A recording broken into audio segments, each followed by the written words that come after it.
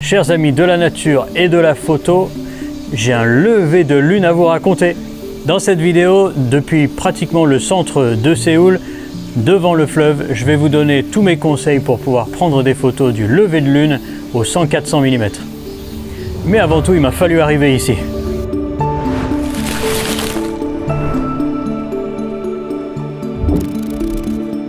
Il fait chaud. Oh là là. Comme vous pouvez pas sentir la chaleur par la vidéo, juste 3 chiffres. 32 degrés, 70% d'humidité et un point de rosée à 25 degrés. Voilà notre spot pour ce soir. Je suis bien content d'être arrivé.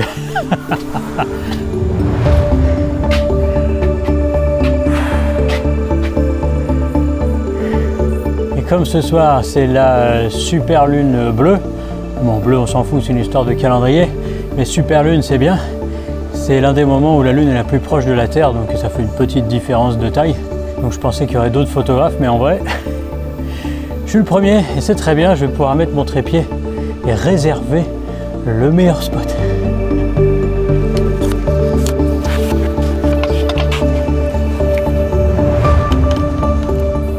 Voilà, je suis dans le pavillon qui nous sert de spot pour ce soir. Passons directement au sujet de la semaine avant le coucher de soleil et le lever de lune qui sont aujourd'hui étrangement à 1 minute d'écart. Parce qu'une fois que la lune se lève, je vais être très occupé et surtout il va faire sombre. Donc je vais le faire pendant qu'il y a de la lumière.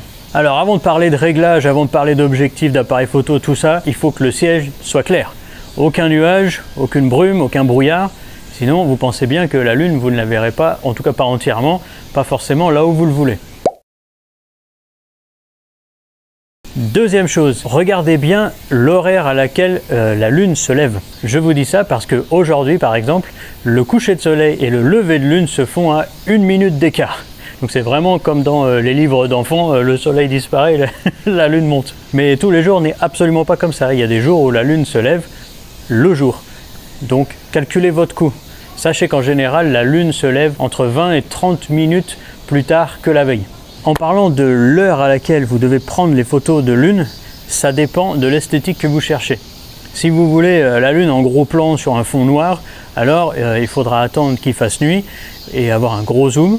Si vous préférez, comme je vais essayer de le faire aujourd'hui, une photo où on voit un peu plus l'environnement, essayez plutôt un lever de lune ou un coucher de lune, c'est pareil, à un moment de la journée où, comme aujourd'hui, c'est au coucher de soleil ou au lever de soleil, ou mieux à la blue hour, c'est-à-dire 10-20 minutes après le coucher de soleil ou avant le lever de soleil. Et comme ça, vous aurez une lumière qui est plus ou moins uniforme dans votre cadre. Vous pourrez prendre des temps de pause plus courts, ça réduira les problèmes de vibration dont je vais parler un peu plus tard, et ça donne une esthétique, comment dire, plus brillante.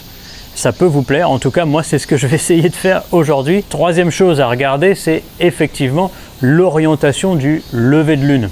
Si vous êtes dans l'hémisphère nord, le soleil fait un arc de cercle qui fait d'hiver où il se lève et se couche plus au sud, à l'été où il se lève et se couche plus au nord. À l'hémisphère sud, c'est l'inverse. Par contre, la lune, c'est n'importe quoi. Tous les jours, elle se lève à un angle pratiquement différent. Donc il faut vraiment regarder précisément dans quel angle se lève la lune et se couche la lune si vous voulez prendre des photos, et c'est pas si simple, faites bien attention.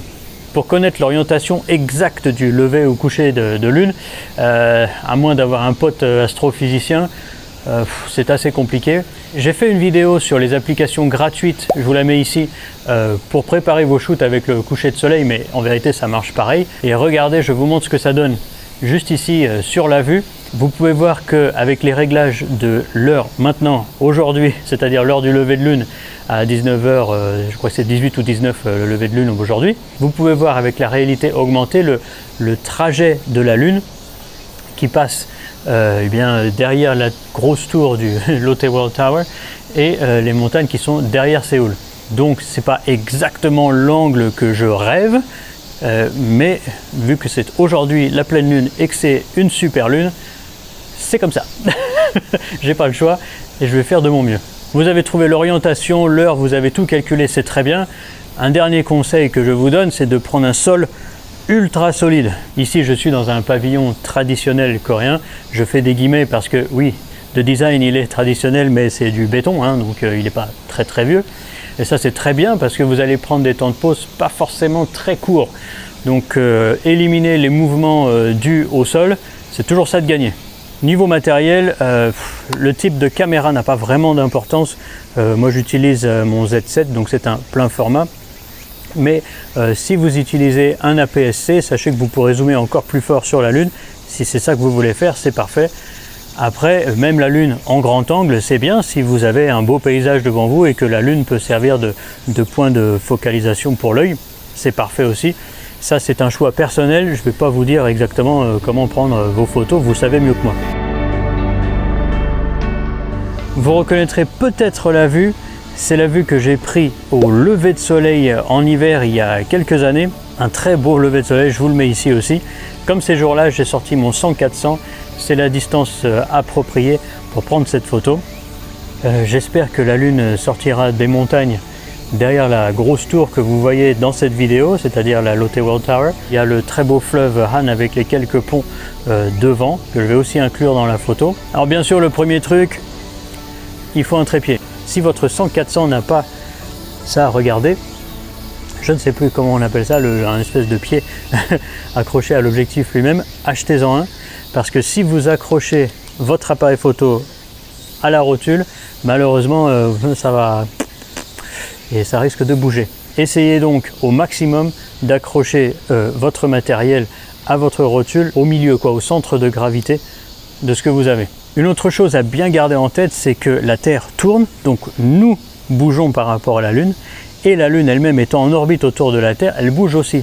Ça veut dire que vous ne pouvez pas avoir un temps de pause ultra long. Alors il n'y a pas de règle à proprement parler, mais disons que si vous utilisez un grand angle, je pense qu'en dessous de 2 secondes, vous aurez une Lune nette, et dès que vous tapez dans les 100-400 mm, voire plus, vous devrez vous retrouver à quelque chose comme entre 1/2 centième et 1/4 centième pour que la Lune soit vraiment figée dans votre image. C'est très important de comprendre ça, parce que du fait de ces mouvements incontrôlables, vous ne pouvez pas juste prendre en compte votre ouverture, il faut aussi prendre en compte le temps de pause et adapter votre ISO en fonction de ces deux réglages et non juste en fonction de l'ouverture.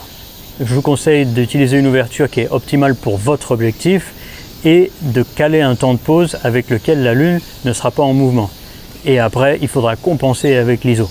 Une autre chose à ne pas oublier, c'est que même avec les hybrides qui n'ont pas de miroir mais qui ont les lames qui laissent apparaître le capteur, ou si vous avez effectivement un réflexe à miroir, le simple mouvement de ces lames ou de ce miroir peut faire trembler votre objectif.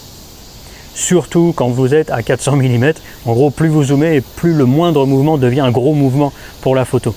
Donc mettez un timer ou alors appuyez mais vraiment tout doucement.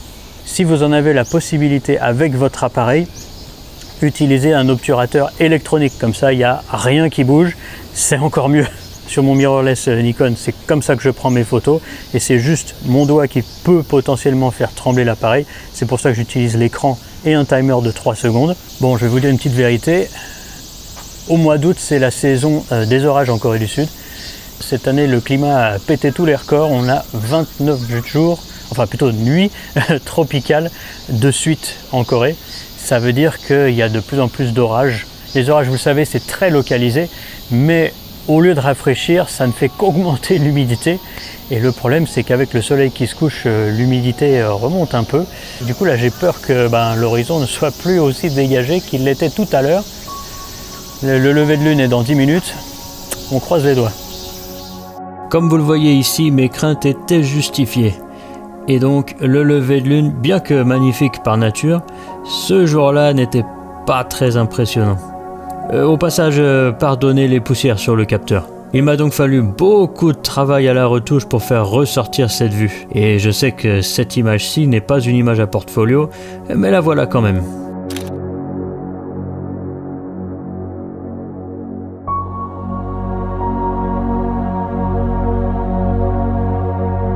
Nous étions finalement 4 dans le pavillon, un jeune photographe coréen, une mannequin ukrainienne, un touriste allemand et moi-même, et nous n'étions pas particulièrement emballés par ce lever de lune pas si fou. Enfin, sauf notre amie ukrainienne qui, elle, a adoré le moment. Mais avec un peu de patience, la lune est finalement passée par-dessus la couche d'humidité et de pollution et a commencé à briller bien plus fort et donc à justifier nos attentes et mes compositions. Il ne restait plus qu'un seul problème, les lumières de la tour Lotte World Tower n'étaient pas allumées et j'en avais besoin pour ma photo finale. Ok, on a attendu genre 30 minutes, 40 minutes, je sais plus, là, tous les 3, tous les 4. Pour avoir la tour qui s'est allumée, mais je sais pas, lundi ils doivent être en grève, j'en sais rien. Parce qu'il n'y a que la fente sur le côté et les pointes en haut. Enfin, c'est toujours ça. Donc j'ai pris la photo des lumières de la ville que je vais compositer sur la photo avec la lune. La voilà.